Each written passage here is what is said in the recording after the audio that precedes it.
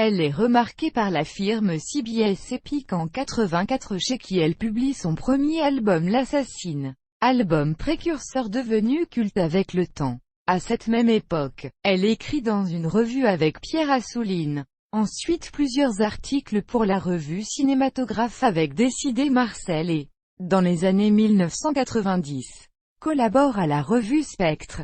Elle compose un opéra parlé, Je suis d'une enfance incurable, des musiques de films et écrits de recueils de poèmes, Soleil d'ombre et les jeudis chuchotants d'Elisa Point.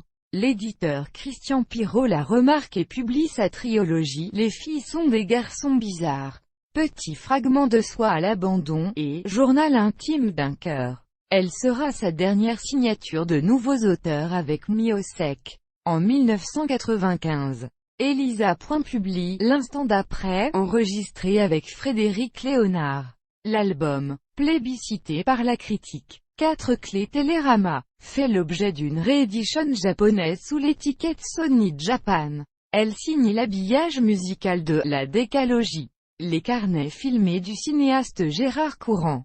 Depuis 97, Elisa Point enchaîne les albums et les projets avec une certaine intensité. Les filles sont des garçons bizarres fera sa notoriété au Japon en sortant sous le label de Pierre Barou-Sarava. À partir de cet album, elle compose et réalise l'ensemble de ses albums. Sur La panoplie des heures heureuses, son album de 2000, Elisa Point collabore avec l'arrangeur Joseph Racaille, Fabrice Ravel-Chapuis et son complice guitariste Christophe Buzelli. Son plus grand succès arrive dans les années 2000 avec l'album Comme si la terre penchait.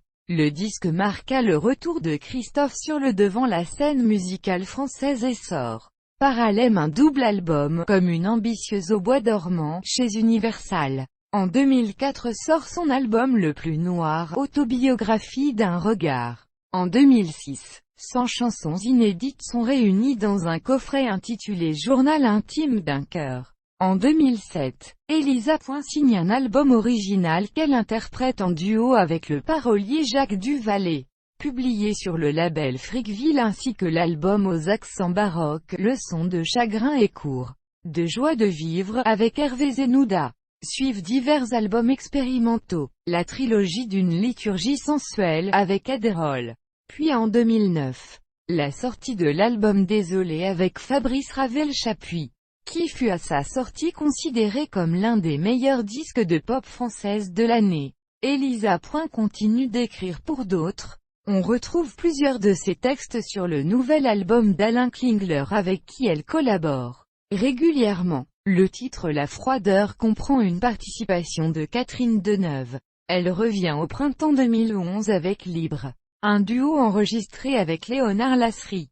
Le titre bénéficie d'un clip réalisé par Gérard Courant à partir d'un plan séquence mettant en scène Brigitte Bardot et Laurent Terzieff.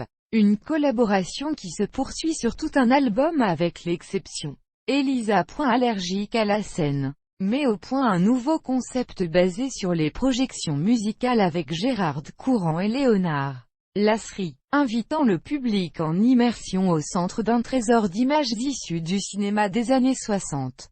Le projet bénéficie alors d'une programmation exceptionnelle allant de musée en galerie, cinémathèque, hôtel particulier, galerie Mireille Berthereau, atelier Stéphane Trois-Carrés, et autres cabinets de curiosité. L'éclaireur. En 2012, la chanson Un soupçon d'autrefois d'Elisa Point est jouée en intégralité dans le film Le Prolongement de moi de Steve Cattio. En 2015 elle revient une dernière fois en solo avec l'album Paysage au creux de l'oreille, enregistré avec Pierre F.A.A.